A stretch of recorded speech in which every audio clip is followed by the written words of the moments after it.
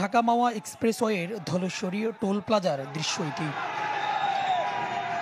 শুক্রবার আনুমানিক দুপুর 12টা। সিসি ফুটেজে দেখা যায় বেপারি পরিবহনের যাত্রীবাহী একটি বাস বেপরোয়াভাবে সামনে থাকা একটি মোটরসাইকেল ও দুটি প্রাইভেট কারকে চাপা দেয়। এতে ঘটনাস্থলে প্রাণ যায় 3 শিশুসহ 6 জনের, আহত হন বেশ কয়েকজন। পুলিশ ঘাতক বাসটিকে জব্দ করলেও পালিয়ে যায় ড্রাইভার। তবে শনিবার চালক নুরুদ্দিন সহ 2 জনকে গ্রেপ্তার করেছে আইনশৃঙ্খলা বাহিনী। আমরা গাড়ির যে ফিজিক্যাল যে কন্ডিশনটা, ঠিক আছে, এইটা আমরা এক্সামিন করতেছি আর কি।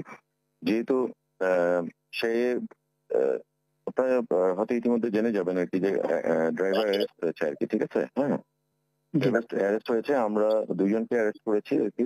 আমরা তার কাছ থেকে তার বক্তব্যটা নিয়ে তারপরে আমাদের গাড়ির ফিজিক্যাল যে ফিটনেস গুলো, এগুলো আমরা যে পিএটি এর মাধ্যমে এগুলো যাচাই বাছাই করলে আসলে এর প্রকৃত রহস্যটা জানা যাবে। এ ঘটনায় সঠিক তদন্তের মাধ্যমে সুষ্ঠু বিচারের দাবি নিহতের পরিবারের। আর যাত্রীদের ভাষ্য, গতিসীমা নিয়ন্ত্রণে কার্যকর উদ্যোগ গ্রহণের। কখনো ভাবি যেভাবে আমার বোন আমাদের থেকে চলে যায়, আমার ভাগ্নে, আমার বোন, কখনো ভাবি না আর বোন যাইবো না। আমরা তো চাই বিচারই চাই, আমরা ন্যায্য বিচার চাই, জানি ন্যায্য বিচার হয়। মানুষ সবসময় আতঙ্কে থাকে, রাস্তাঘাটে চলাফেরা নিরাপদ না, এর জন্য একটা ব্যবস্থা দরকার। যেহেতু সতর্ক মানুষ নাই, আমাদের নিজের নিরাপত্তা নেই বাসে ওঠার পর। তথ্য বলছে গত 1 বছরে মহাসড়কে ঘটে 63টি দুর্ঘটনা, যার 12টি ঘটেছে গত 2 দিনে। তবে এসব দুর্ঘটনার ধরন একই হওয়ায় উদ্বিগ্ন আইনশৃঙ্খলা বাহিনীও। যখনই আমাদের পুলিশের গাড়ি দেখে তখন তারা গাড়ির গতি কমায় দেয়। আমাদের গাড়ি যখন ওভার হয়ে যায়, ওভারটেক করে যায়, তখন কিন্তু তারা গতিটা আবার আগের অবস্থায় ফিরে আসে। এটা একটা মূল কারণ। মূলত আসলে তাদের সচেতনতার অভাব। ঢাকা মাওয়া এক্সপ্রেসওয়েতে যে সকল দুর্ঘটনা ঘটে, দুর্ঘটনাস্থলে গিয়ে আমরা দেখি সবগুলো দুর্ঘটনার ধরনই প্রায় একই। এই ক্ষেত্রে চালকদেরকে অধিক সচেতন এবং সতর্ক হতে হবে।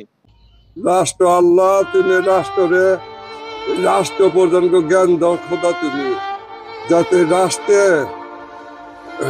মানুষের রাস্তার নিরাপত্তা দিতে পারে আল্লাহ।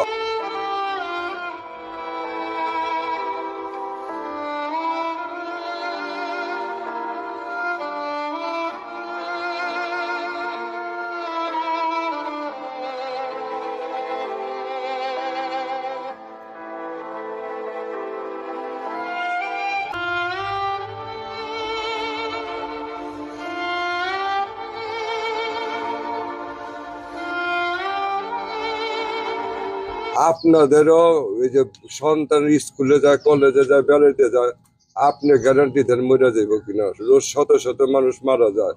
আর রাষ্ট্রের কাছে চাই, সড়ক উন্নয়ন করছে, ড্রাইভার এই যে ইলিয়াস কাঞ্চনের মতো প্রতিটা ঘরে ঘরে আপনার এই যে এই নিরাপদ সড়ক চাই, প্রতিটা ঘরে। সারা বাংলাদেশে একটা স্লোগান হোক, আমি এই চাই। এই দেশটা কোন সরকার, আওয়ামী লীগ, বিএনপি এর সাথে যত সরকার আছে, মানুষের রাস্তার নিরাপত্তার কোনো উন্নয়ন করে না।